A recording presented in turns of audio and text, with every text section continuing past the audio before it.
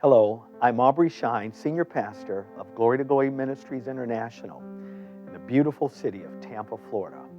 Florida is currently in a battle over one of the most polarizing issues that we've ever had to face as a state, and that is Amendment 2, the legalization of medical marijuana. I stand before you today as a pastor, father, and a citizen, was completely outraged and flabbergasted that we are even broaching the subject of legalizing this debilitating and harmful drug for mass distribution. I want to make very clear that I say no to legalizing marijuana for any use, especially this amendment, which is full of inescapable loopholes, by the way, which would expose Florida citizens to legal and societal pitfalls in which we will never recover.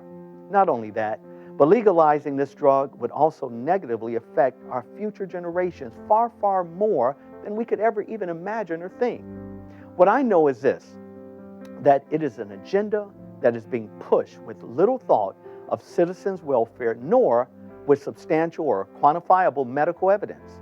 It's being pushed by people who care very little about your personal welfare, but rather their own economic and political gain. But don't just take my word for it. I have with me today Dr. Jessica Spencer. She's an expert on the long-term medical and economical societal effects of marijuana usage. Jessica, if you don't mind, share some of the points on why legalizing this drug could be debilitating for the productivity and development of Florida and for the rest of our country. Thank you, Bishop Shines, for inviting me to discuss Amendment 2, a constitutional amendment that is written so broad and so vaguely that it is riddled with disastrous loopholes and legal ramifications that will affect our communities, families, and children for years to come. First, Amendment 2 does not require a doctor's prescription, simply a recommendation. This would allow anyone who wants pot to get it for any reason like back pain, trouble sleeping, trouble eating. Under Amendment 2, teens will be able to legally purchase pot without their parents' consent.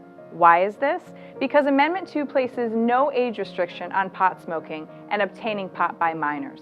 Under Amendment 2, those responsible for dispensing, selling, and using pot cannot be held liable for resulting property damage, injury, or death, even in the event of gross negligence, malpractice, or abuse. As individual residential property owners within homeowners and condominium associations, you may also be faced with potential lawsuits if you decide to limit or forbid medical marijuana in your respective communities. We just don't know because of the broad language within Amendment 2. But we do know that there has been litigation over this issue in other jurisdictions in other states. Amendment 2 also creates the role of a caregiver, our drug dealer loophole, because it allows them to dispense medical pot, meaning, though, that there is no background check, there's no medical training, and nothing is required in that the person be related to the individual. Under Amendment 2, the caregiver only needs to be 21 years of age. Amendment 2 also places no restrictions on pot shops, and these pot shops can show up in your local neighborhood shopping centers such as this one, and if you think that your local government can just forbid them, be prepared for lawsuits from pot shop owners who want to push their so-called medical pot in your community. And for those of you that believe that passing this constitutional amendment will help us out economically in our communities, please understand that the alcohol and tobacco industries, for every dollar in tax revenue that we generated, another 10 go out in social costs.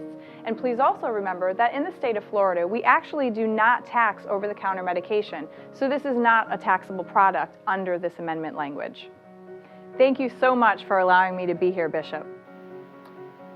And to my fellow parishioners, as well as pastors all across the state, I urge you today, stand with us. Those that are advocating to pass this amendment, they don't have our best interests in mind, and especially our children. But rather, they've formulated this strategic and forcefully constructed agenda for the purpose to promote their own pocketbooks. Let's stop this amendment. Thank you, and God bless you.